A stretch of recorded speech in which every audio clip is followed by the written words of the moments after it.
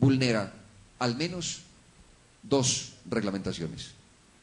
Primero, el artículo 19 de la propia Constitución de la OIT, que deja absolutamente claro en los párrafos 5, 6 y 7, impone a los Estados miembros la obligación de someter a las autoridades competentes, dentro de un plazo determinado, los convenios, las recomendaciones, dice ese artículo 19. Así es que se equivoca el ministro de Trabajo en sus respuestas, diciendo que las recomendaciones no son vinculantes. Pero además de eso, hay un fallo de la Corte Constitucional que nos dice lo mismo, que las recomendaciones son vinculantes. Y entonces se mantiene la vigencia y la preocupación de no tener 17 recomendaciones prioritarias ratificadas en Colombia. Lo más cuestionado, por supuesto, las características de esto que se vulnera, tiene que ver con la grave situación de violencia y de impunidad. También datos históricos, vergüenzas nacionales se cuentan aquí. Que existe una legislación, lo dice la propia OIT, incluso a veces contraria a los tratados y a los convenios. Pero hay algo más, digamos, contundente. Es que el gobierno colombiano recibe recomendaciones de la OIT y no las acata. Es decir, los órganos de control de la OIT le dicen: hey, señor gobierno, hay que hacer estas cosas. Y el gobierno colombiano sigue como si nada. Y allí empieza también a tener un cambio bipolar, esa pose de demócrata, y empieza a incumplir, a no tomar en cuenta estas decisiones. Lo dijimos, ¿de qué se tratan las deudas? Los convenios, y entremos un poco en detalle para dar algunos ejemplos. Dije, lo vamos a hacer de acuerdo a algunos órganos de control de la OIT, que me parece importante resaltar, para que tengamos algunos puntos, señora canciller, específicos. Empecemos a meternos en temas concretos. Frente a la Comisión de Aplicación de Normas de la Conferencia de la OIT, que es un órgano de control, podemos decir que en los últimos 10 años ha estudiado el caso colombiano por violación al convenio 87 que ya mencionamos, que tiene que ver con libertad sindical. Lo que allí ha analizado, y lo dije, sobre todo son temas de violencia en contra de los sindicatos, y para tener una referencia de la gravedad de esto, creo, senador Mottoa, que vale la pena decir que del 14 de febrero de 2011 al 30 de abril de 2012 tenemos estos hechos: 32 homicidios. Ojo, estamos hablando del 14 de febrero de 2011, un poco más de un año, hasta el 30 de abril, finales del mes pasado. 32 homicidios, 531 amenazas, 62 hechos de hostigamientos, 46 desplazamientos, 13 detenciones arbitrarias, 11 atentados contra la vida, que parecen simples estadísticas, pero tienen que ver con sindicalistas y tiene que ver, por supuesto, con la protección que debe garantizar el gobierno colombiano a esta actividad. Tiene que ver en estos temas de preocupación con la impunidad, incluso con los obstáculos que tienen los trabajadores y trabajadoras para la huelga.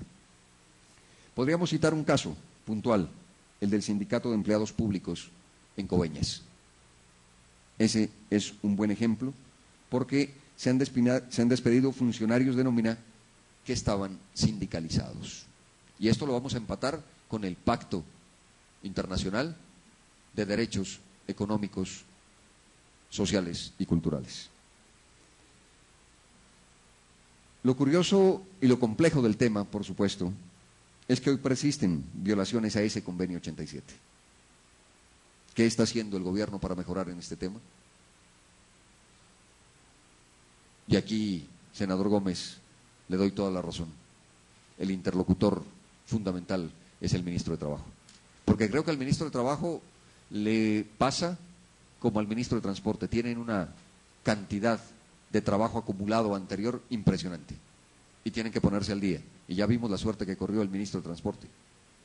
Y aquí el ministro de Trabajo necesita ponerse al día y tener las luces prendidas en alto para no solo ponerse a hacer tareas anteriores, sino estar a la vanguardia frente al tema laboral en Colombia.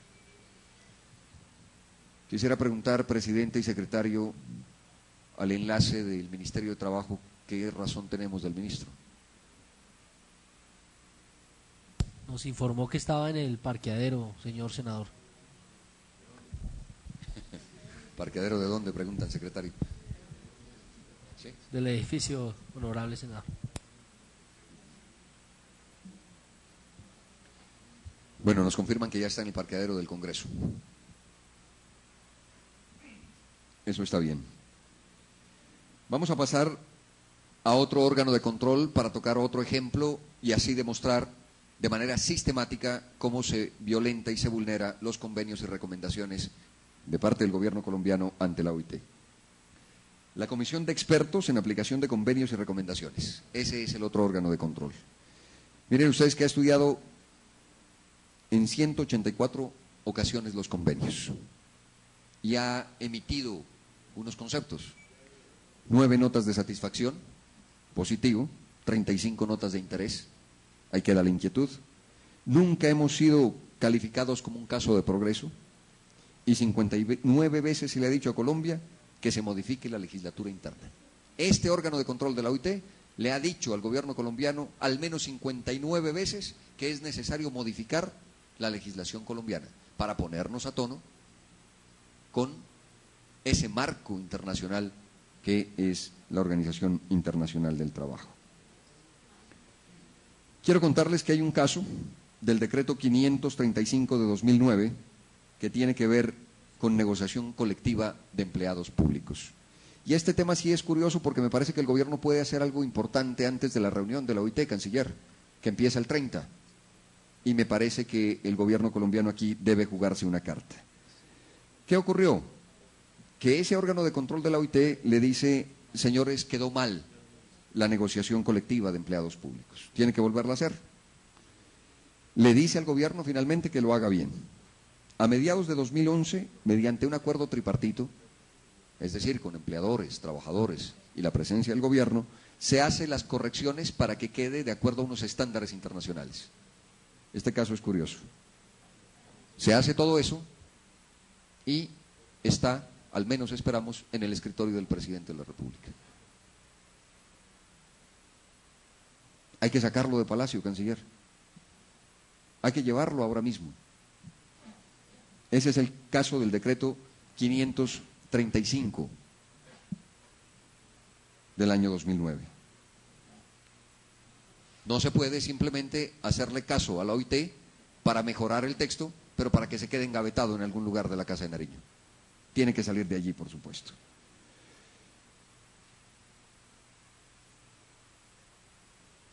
Hay unos casos de satisfacción, y eso también vale la pena resaltarlo.